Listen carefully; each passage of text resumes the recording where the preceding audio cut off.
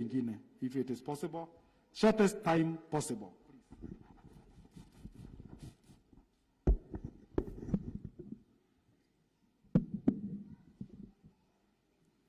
Your Excellency, the Deputy President, Dr. William Samoei Ruto, our Member of Parliament, Honorable George Deuri, all other members of Parliament present, Reverend Felix Mureithi, the church elders, the honorable MCAs, and the church. Bwana asifiwe. Bwana asifiwe tena. Let me take this chance first to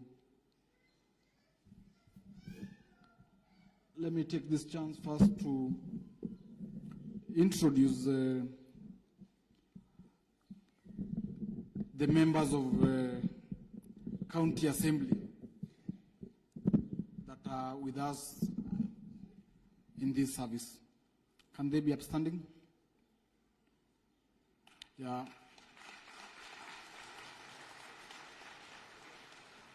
We have my brother, Honorable Kiruga Dhuku, coming all the way from Nyeri.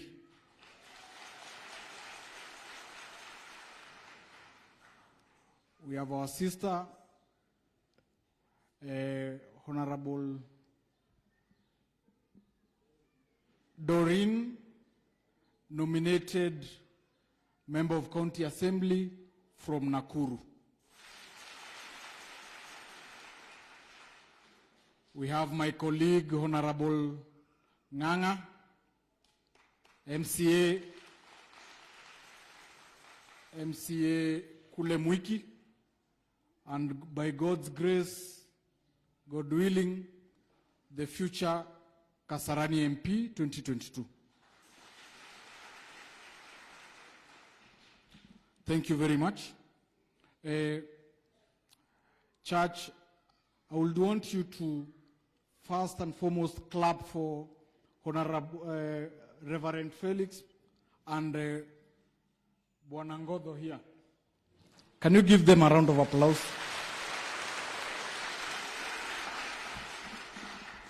Why it's not for those two gentlemen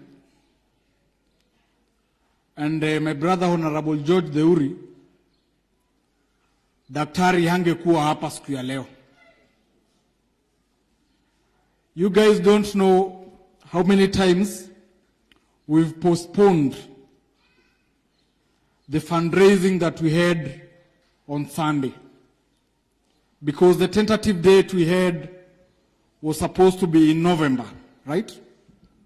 But due to his fixed schedule, we kept on postponing. And because we believed his presence with us meant a lot, especially for the youth. Being a deputy president that believes in the youth, we couldn't do the fundraising without his presence. And that's why, because he was unable to attend the church service last Sunday, he promised to join us. Na ningetaka tumpigie makofi kwa sababu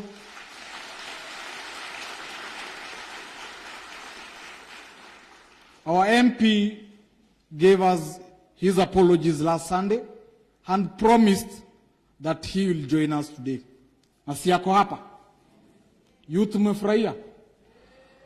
Mkimuona mdosi hapa, mnajua mambo iko? Mambo iko? Na tuliweza kuchanga around 3 point something mdosi. Na tunajua ukiwa hapa utatupiga jeki sawa sawa.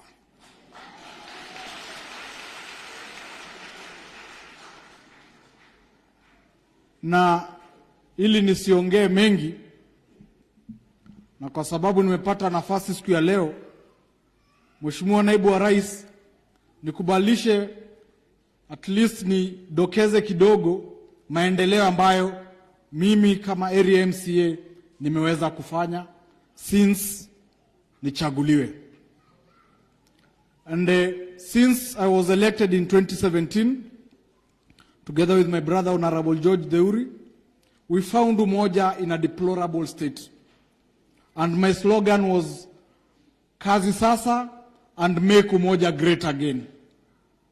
And by those words, Your Excellency, I've been able so far to do 4 complete roads. 2 Cabro in Area P and in Area F, 2 tarmacs in Area J, Area M, and others are ongoing. Outside here, Area K, we're supposed to have tarmac in the next 2 or 3 weeks. At the other side of the ward in A, we are doing also tarmac concurrently with this one. Also, in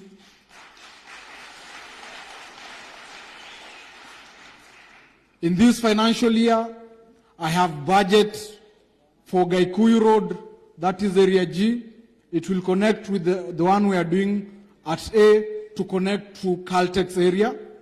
Also the same will be done connecting Charina, and the same contractor shall go and do Area D.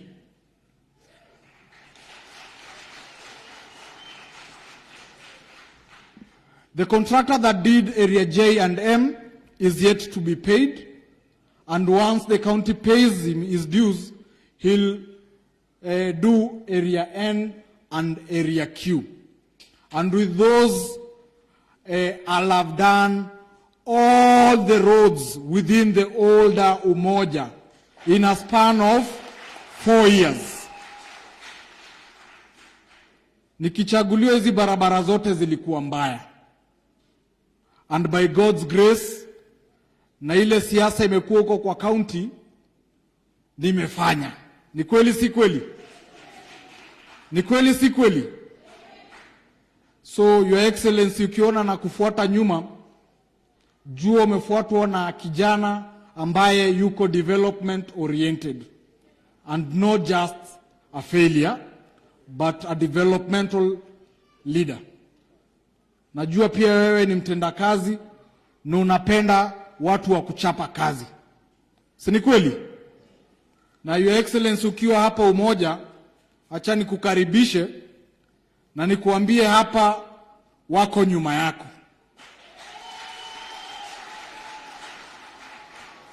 Tukiongozwa haswa hapa PCEA na Reverend Felix, hii ni bedroom ya UDA.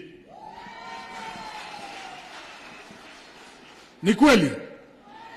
Tuko pamoja?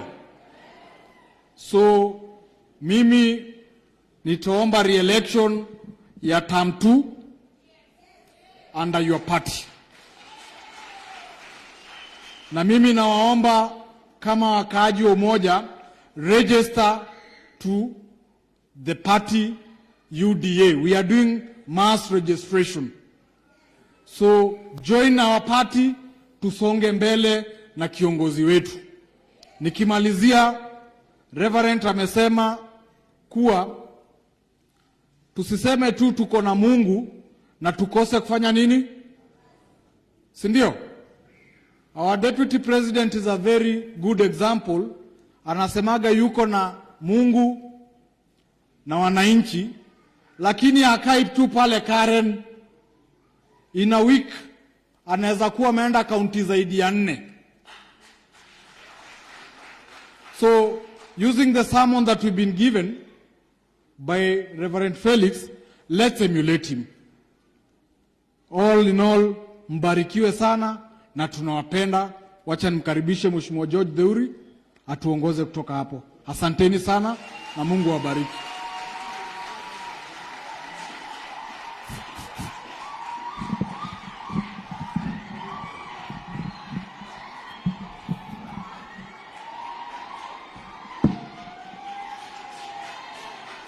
Asanti. Bwana asifiwe. Bwana asifiwe. Praise God. Situsalimiane ile ya oxygen. Bwana asifiwe. Thank you very much. Kwa unyenyekevu, Your Excellency, the Deputy President, William Samoei Ruto, na pia kwa unyenyekevu, PCEA Church Leadership under the leadership of Reverend Moreithi na wazee wote wa kanisa, na pia kwa unyenyekevu, my colleagues wale wametujoin pamoja na Bishop wetu Margaret Wanjiru, na pia kwa unyenyekevu waumini wote wale wako hapa, na nyinyi ndio wadosi wetu, tunawaheshimu. Thank you very much, Reverend Moreithi, Ngodho, and the entire leadership for this opportunity. Last week on Sunday, we were here, Your Excellency, and we are so grateful because you were supposed to be with us, and we understand what happened, and you assured us that this Sunday you will come, fellowship with us, and stand with us. So we are so much humbled and honored to have you around. Welcome to Embakasi West. Welcome to Umoja One. Today, being a Sunday, Your Excellency, is a very special Sunday because, as you can see, Reverend Moreithi, Ngodho, and the entire leadership of PCEA Umoja One believe in the youth. Your Excellency, I can tell you for free that PCEA Umoja One, under the leadership of Reverend Moreithi na wakina Ngodho, wako na passion kubwa sana ya vijana wetu. And we know one thing, that if we give the youth a chance, our community will be a better community. And Your Excellency, when we see you as our leader, you know, today, Reverend kuna kitu amehubiri. Na hiyo kitu amehubiri nimeishika na nguvu, na ni kama ulikuwa umejua mawazo yetu. Because Reverend kuna kitu amesema. Amesema, you have to be around people of influence. You have to be around people wale wako na substance. And when we look at you, Your Excellency, I'm not ashamed to say you inspire most of us. Because when we stand here, mimi kama Deuri, wacha nijiongee. When I see you, I see a bigger picture of me. Because I believe that for me to be where I am, for you to be where you are, you don't have to look at the bigger name of your parents. You don't have to look where you come from. Despite where you come from, you can be somebody. And Your Excellency, when we look at you as the youth of Kenya, we see hope in ourselves. Because I believe, despite me selling a chicken, despite me being a hawker, I can be somebody in Kenya. Your Excellency, I want to tell you this. Sisi tunashukuru. Na saa zingine wengine wetu kiona tunakufuata hata kama tusemi kitu. You give us hope. You give us hope because I know, despite my mama selling mboga, out of Mama Njeri, there can be a son called Deuri who will be an MP in Embakasi West. Your Excellency, hawa vijana unaona hapa wengi hawana majina kubwa. Familia zao hazina majina kubwa. Wengine wetu hata baba zetu hawajai kuwa chairman wa nyumba 10. But we are here to say we are proud of who we are, and we are proud of where God is taking us to. Your Excellency, thank you very much for believing in us. Thank you very much for believing in the youth. Thank you very much for investing in the youth. Because hata ukiona wale watu wamezunguka mdosi, Wengine wetu tunaambiwa hatunanga formula, but we are who we are. Your Excellency, I can tell you for free, these people you see here, most of them, this is my third term in politics. And I can tell you for free, when I was elected the first time as councillor of Umoja 1, mimi nilikuwa hoka. Sikuwa na mbele, sikuwa na nyuma, but these people believed in me and saw something in me. And I want to tell you this, Your Excellency. Thank you for believing in the hustler nation. Thank you for giving the hustlers of Kenya a voice. Thank you for showing us that despite where we come from, we can be people who can be listened, and this time round, the conversation must change. Ama ni aje wase? The conversation must change. Saa hii, si wadosi wanatupanga, ni mahasla watapanga vile mambo itaku. Ama ni aje? And Your Excellency, I know we are in a church service, mubidi ni samehe, but ako ni kale kalikuwa kanaungua. Your Excellency, thank you very much. And with your permission, allow me, because naona hatuko wengi sana, allow me with your permission, at least, mchungaji pia, with your permission, we have our Bishop, Margaret Wanjiru. At least, mama salimiane, aseme tu jambo, and then I introduce my colleagues. Welcome, Bishop.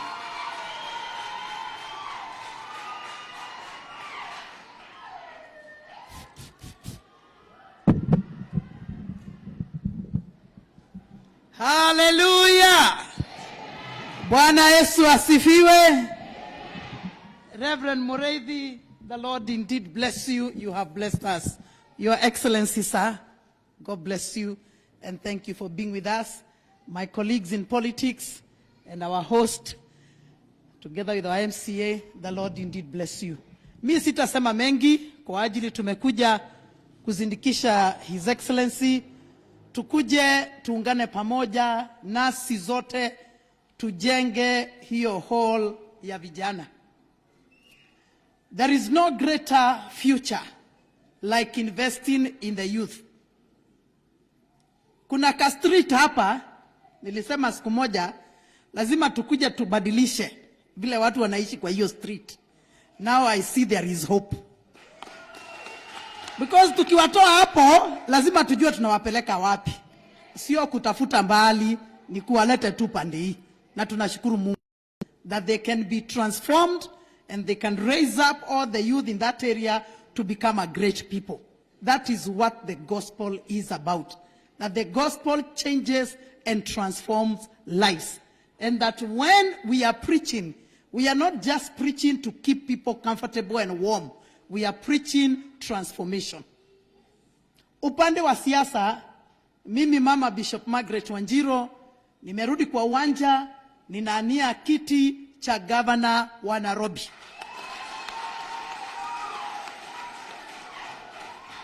Sisi kama kanisa, ningependa kuwasihi kanisa tusikae mbali safari hii na siasa ya Kenya. Proverbs 29:2 says, when the righteous are in authority, the people rejoice. It is time for Nairobi to rejoice, and it is time for Kenya to rejoice. It makes me very happy that I can stand and preach, that I can stand and campaign with my deputy president, because he's a Christian like me. That we don't have to go somewhere and sit around and wait kwanza amalize hangover ndio akuje kanisa. Hapana, huyu wetu hananga hangover. Huyu wetu hananga hangovers. Bwana Yesu asifiwe. Huyu wetu hananga hangovers. Bless the name of the Lord. And we thank God for his life. We thank God for his family. We thank God that we can talk the Bible, we can talk the scriptures as we serve God and as we serve Kenyans. Your Excellency, we love you, we appreciate you, and we thank the PCEA Church. You have never locked us out. You have always opened your doors for us, and we are walking this journey together. Kuna watu wengi watakuja na mengi hapo baadaye, lakini hata wakikuja, tafadhali na waomba, kumbukeni jambo la kwanza ni ufalme wa mbinguni. Jambo la pili, utawala wa taifa letu. Na tukiangalia ufalme, tutaangalia ni nani tunachagua. Tukichagua watu ambao wako katika ufalme wa mbinguni, na kuhakikisha Kenya itaenda sawa sawa. Kama kuna mahali mambo ijakuwa sawa, wewe samehe tu, ngojea hiyo tamu nyingine. Utaona kazi ya Mungu na kazi ya viongozi wenye ambao wameokoka. Na wapenda, Yesu ni Bwana, na tutakuwa pamoja safari nyingine. God bless you. Thank you, Muhesh. Asante sana, Bishop Margaret. Allow me to invite my immediate neighbor from Embakasi Central. Tunamjua kama Major Dong. Makofi kwake tafadhali.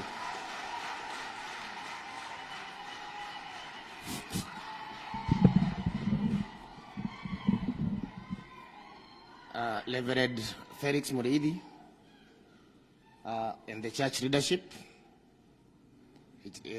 our deputy president, all protocols observed. Mungu ni mwema na kila wakati. Kwa majina ni Benjamin Gadhiro Mwangi, MP Embakasi Central Constituency, rafiki ya Theuri. Nimefurahi hii kanisa, nimekuwa mara ya pili.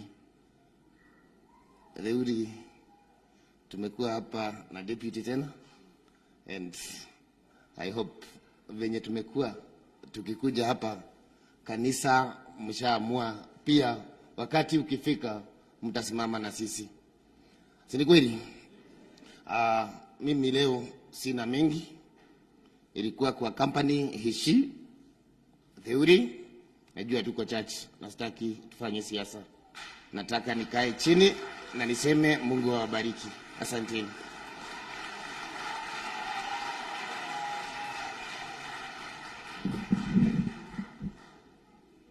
Asante sana Mheshimiwa Major Dong. With your permission, allow me to introduce our Bazoo from Embakasi North, Mheshimiwa Gakuya. Welcome, please.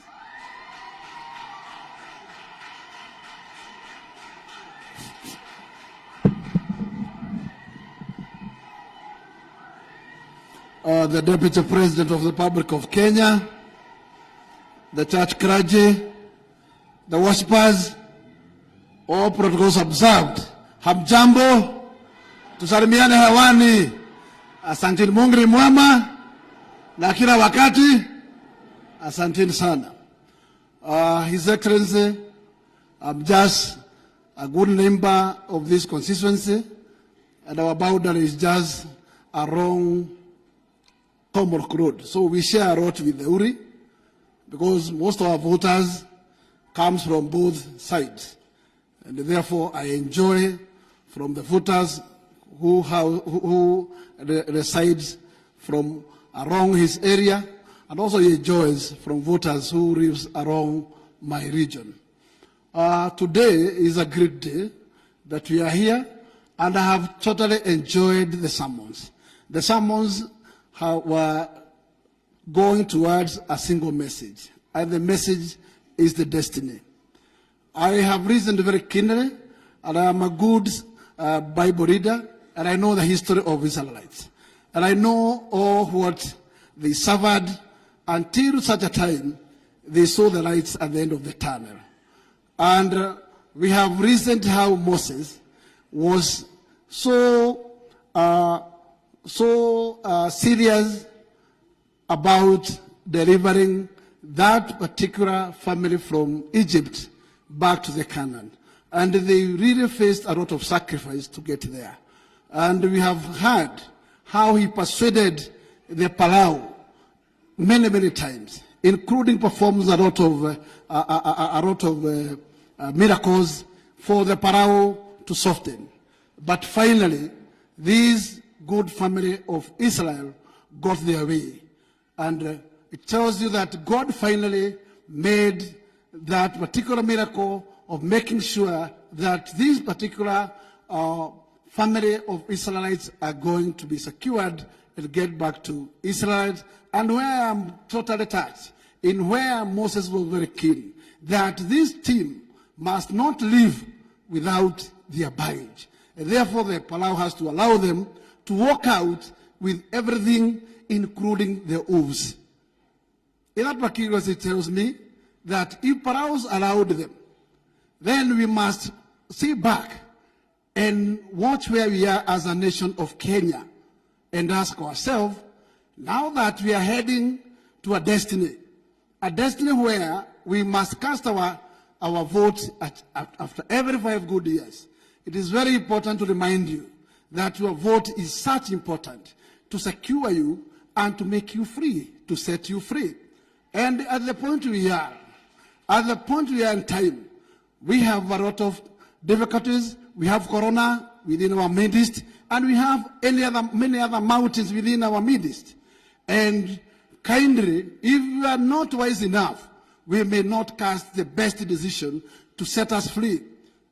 At the point we are, we have seen people trying to mobilize communities together to move for a particular direction. Kindly, Kenyans, I urge you, let us not be swayed to that direction. We must make this country a country for all of us to live in. Think twice before we cast our votes. Let us go to that we be sure has ability and vision to take us to the next destiny. And I am sure Daktari has all the capacity to take us to the destiny we desire. As a nation, as a Nairobi, I am also very sure that he has faced a lot of struggles on his way. And I will tell him today that it is not easy. And it is not walk in the garden. It is not work in the flower garden. It is a difficult route. But finally Moses secured the Israelites from Egypt. You secure us. Be strong. God is with us. And together we will take you there. Thank you.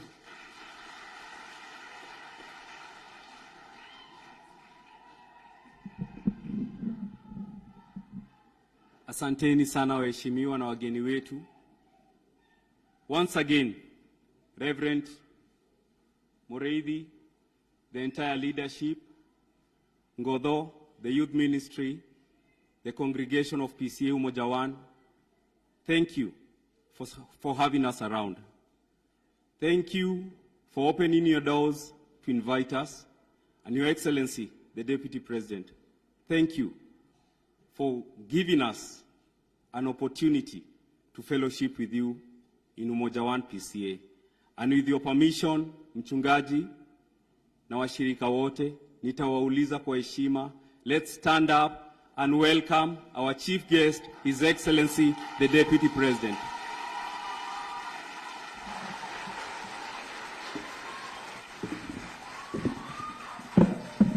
Asante sana Mheshimiwa Teuli, tafadhali tunaweza keti. Asanteni sana. Thank you very much. Thank you. Asanteni sana. Reverend Felix Mureithi, kiongozi wetu wa kanisa hii la PCEA Umoja. Rafiki yangu Ngodho, waheshimiwa wote, ndugu wa Kristo, watu wa Umoja, hamjambo. Bwana Yesu asifiwe. God is good and all the time. Ngai no mwega endesho the. Asanteni sana. Napenda kuchukua nafasi hii kwanza kumshukuru Mungu kwa sababu ametupatia nafasi, ametupatia kibali. Kwa mara nyingine tena tumefika hapa PCEA Umoja. Tulikuwa hapa miaka chache iliyopita. Wakati huo tulikuwa tunapitia, lakini leo Mungu amefanya vyema, tumekuja hapa makusudi. Nawaomba msamaha wiki iliyopita. Asanteni sana kwa kuwa watu wa kuelewa.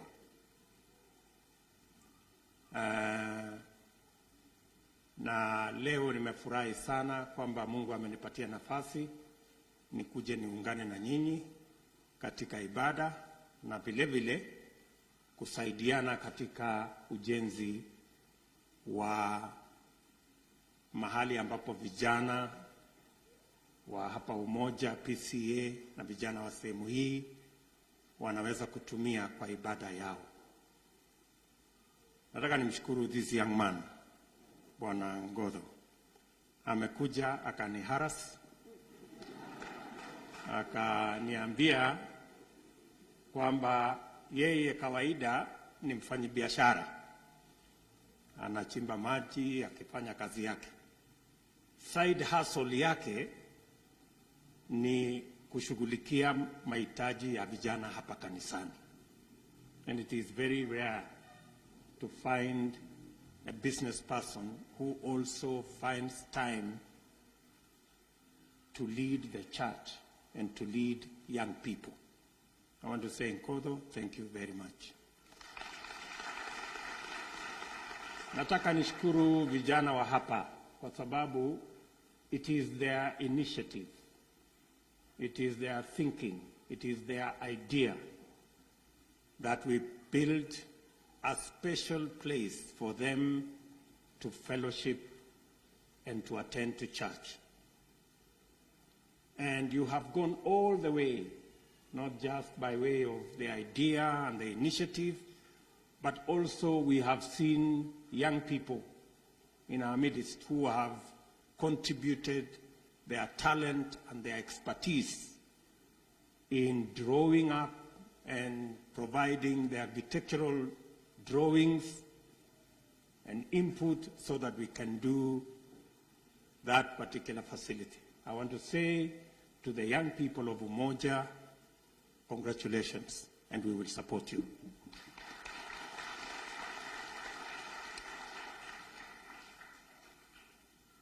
Mimi nataka niwashukuru vile vile kama viongozi wa sehemu hii kwa kutupatia nafasi ya uongozi.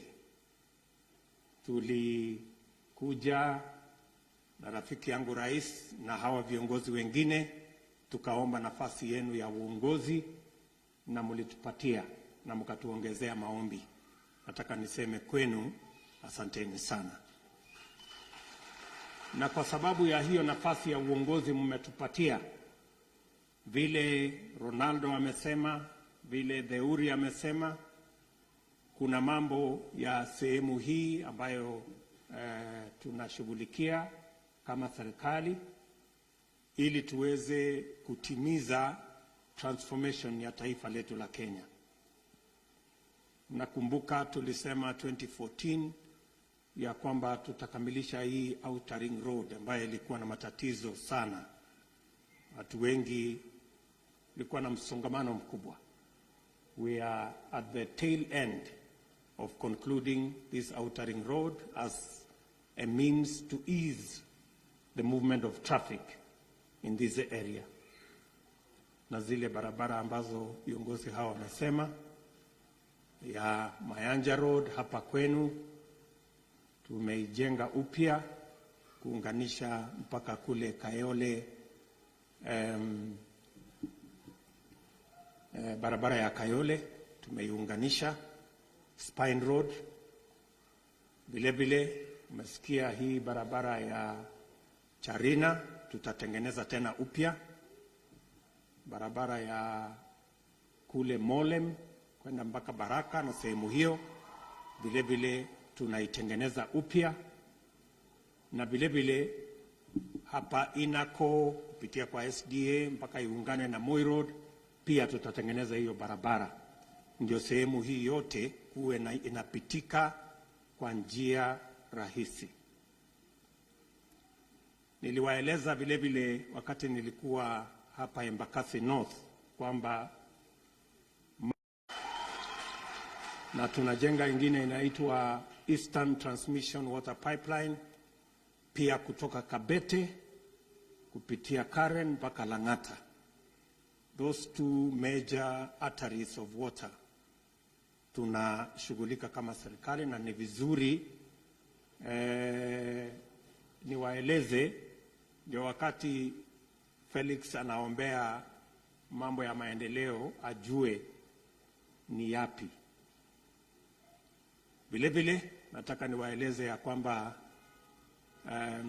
mbali na hizo barabara tumesema za hapa, tuko na zingine nyingi. Tuliamua ya kwamba vile tunajenga barabara sehemu zingine za Kenya na sehemu zingine za Nairobi, we must specifically target Eastlands ambayo ilisahaulika miaka nyingi, na ndio tumeweka pesa karibu bilioni 4.5 ya kutengeneza hizi barabara ndogo ndogo ambazo link roads za hapa Eastlands. And we will continue to work with your members of parliament to make sure that we identify the correct priority roads so that we can attend to them and ease movement. Nairobi, nataka nimshukuru Bwana Swagmaster, Bwana Theuri. Mara nyingi anatukaribisha hapa. Tulikuwa hapa juzi, almost 2-3 months ago. We were here on a different mission, kufungua shule na kazi zingine za maendeleo za sehemu hii ya Embakasi West. Nataka niwashukuru sana, na nimekuja hapa kuungana na nyinyi katika kujenga mjengo huu. Mimi si mgeni tena sana kwenu. Karibu mnanielewa ama namna gani? I'm no longer a new person. I'm not a stranger.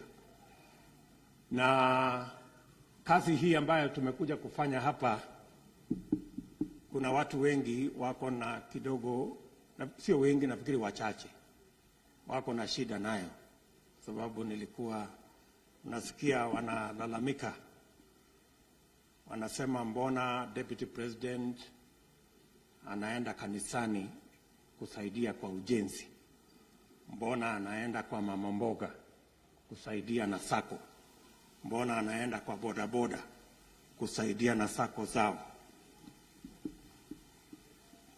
Hayo mashtaka ni ya kweli, hawajakosea, wamesema ukweli. Mashtaka kwamba mimi naungana na kanisa, naungana na mama mboga, naungana na watu ya bodaboda na wale wengine wa chini kuwasaidia, hayo mashtaka hawajakosea. Wale wananikosoa wamesema ukweli, lakini ile hawasemi ni kwamba mimi nimewahi kuwasaidia pia, mpaka wakapata vyeo kubwa kubwa. Siku ile niliwasaidia wao, mama mboga na kanisa na bodaboda hawakulalamika. Sasa mbona mnalalamika? Na mimi tayari nilishawasaidia mkapata vyeo kubwa kubwa. Mbona mnalalamika tukisaidia kanisa na bodaboda na mama mboga? Surely you need to be fair. Ama namna gani? Tuko pamoja? Na mimi nataka niwaulize, kwa sababu ni viongozi wenzetu, ni vizuri kuwa wa kusema ukweli.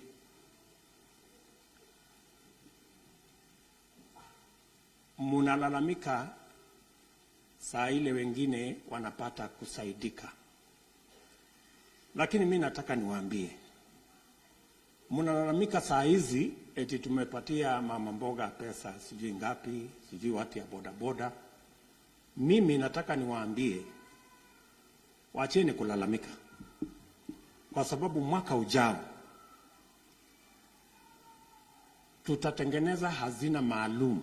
Hatutakuwa tunatumia pesa ya kibinafsi kusaidia mama mboga ama bodaboda, tutaweka pesa ya serikali shilingi bilioni 30 katika kazi hiyo kusaidia watu wa chini katika ile program ya bottom up. Sasa sijui siku hiyo mtafanya nini, kama mnalalamika saa hii na pesa kidogo hii mama mboga anapata na huyu bodaboda anapata. Siku ile tukiweka bilioni 30 ya serikali kusaidia hawa watu, mutadu?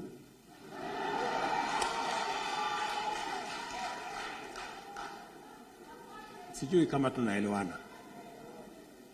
Na mimi nataka niseme hivi, as a leader in Kenya, nataka niwaambie marafiki zetu, neno la Mungu katika Matendo ya Mitume 20:35, Paulo anasema, katika bidii na utendakazi mnafanya, wakumbukeni watu wanyonge. Mbona nyinyi wenye mamlaka makubwa na pesa nyingi, mbona mnadharau watu wengine wadogo? Because there are people in Kenya who have a problem with support given to the church. They have a problem with support given to Boda Boda Sacco. They have problem support given to small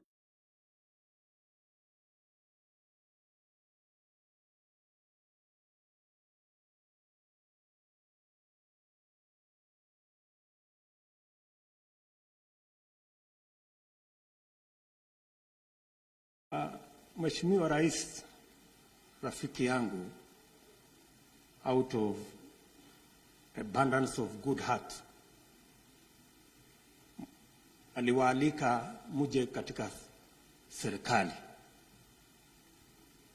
lakini mkafika mkakuja mkasambaratisha ile agenda tulikuwa naye ya Big Four, kwa sababu ingetoa nafasi za kazi kwa plumbers, electricians, masons, watu wadogo, carpenters, na mkabadilisha mkasema haina haja kupatikane nafasi ya kufanya kazi ya watu wadogo. Mkatupeleka mkatuambia tubadilishe katiba ndio ipatikane kiti ya prime minister na ingine ya watu wakubwa. Surely you need to apologize to us. And you need to be ashamed of yourselves. Na mimi nataka niseme hivi, hawa watu, ndugu zetu hawa, ni watu wa ajabu sana. Ni watu wa ajabu sana. Kwa sababu wakiwa huko kwa serikali walikuwa wanaibia vijana. Sasa wako upinzani, wameibia watu wagonjwa kupitia kwa ile inaitwa COVID billionaires. Sasa mkiwa serikali mnaiba, mkiwa upinzani mnaiba. And the irony of the whole of this thing is that it is only in Kenya. It is only in Kenya where the opposition pretends to run the government. And the opposition runs corruption cartels in government. And the same opposition pretends to run lectures on how to fight corruption. Surely, what an irony. Na mimi nataka niwaambie ya kwamba hatuwezi kushindana na nyinyi kwa yale ambayo mnataka kushindana nayo. Sisi tuko na ajenda ya kubadilisha Kenya. Tumesema tunataka kubadilisha uchumi ya Kenya, tuanzie chini kwa mwananchi mdogo vile Biblia inatufundisha. Na mimi nataka nikueleze Mchungaji Felix Mreithi, mbali na mimi kuwa kiongozi, mimi ni Mkristo, na Biblia inasema katika Zaburi, Psalms 113 na mstari wa 7 na 8, Mungu humtoa mnyonge mavumbini, na huyo Mungu humfanya mtu fukara na maskini wakaketi meza moja na wafalme. If there is an explanation of bottom up, it is in the scripture. It says the ordinary, poor, mtu maskini, mtu hasla, Mungu anaweza kumwezesha aketi meza moja na wafalme. That is bottom up, and that is what we are speaking about. Ni mnanielewa? So, mimi nataka niwaambie hawa ndugu zetu, badala ya kusumbuka na kutuambia mambo ya zamani, ilienda, ikarudi, sijui ilikuwaje, nyinyi tengenezeni sera yenu. Sisi tumesema tunaanza na mtu mdogo, tunaanza na hasla, tukipeleka juu. Nyinyi mtuambie yenu mnaanzia wapi, ndio twende tushindane, wananchi waamue. Don't come to us na hekaya ya Abunuwasi, alfu ulela, mambo ya kitendawili. Tuambieni agenda yenu ni gani. Na mimi niliwaonya, niliwaambia hawa wangwana, they are rudderless, they are planless, they are agendaless. Ndio mnaona hata saa hizi hawajielewi kama wako serikali ama wako upinzani. That is, and I warned you earlier, that is the category of people we are dealing with. Lakini tutawaombea Mungu. Mimi sitaki kusema kuzidi hapo.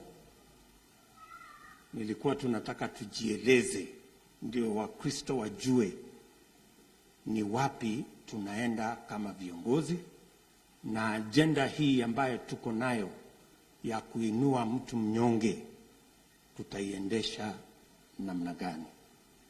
Kwa hivyo Mchungaji Felix, rafiki yangu Ngotho, vijana wa Umoja PCEA na Wakristo wote, mimi nimefurahi sana kuwa kati yenu, na nimekuja kuungana na nyinyi katika hiyo kazi mumetuitia, ambayo wengine wanalalamikia. And I wish they were here to listen to Mchungaji Felix. I wish they were here. Mchungaji Felix alisema hakuna ibada ambayo inakamilika bila ya kutoa. Ama ulisemaje mchungaji?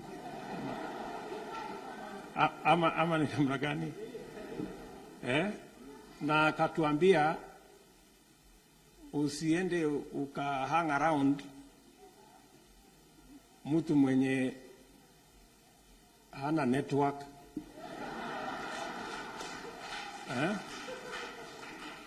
Mtu wa mushenee tu, mushenee. Akimaliza mushenee anakuambia kitendawili. Akimaliza kitendawili anakuambia alfu ulela. Akimaliza hiyo anakuambia hekaya ya Abunuwasi. Dunia yako itaharibika. Ndio Bishop amesema tuachane na haya. Nasikia tayari mulisha Maura. Haya, simama hapo Maura. Wewe ndio mwenye kupokea? Yeye ndiye anapokea. Kuna na ngogo hapo.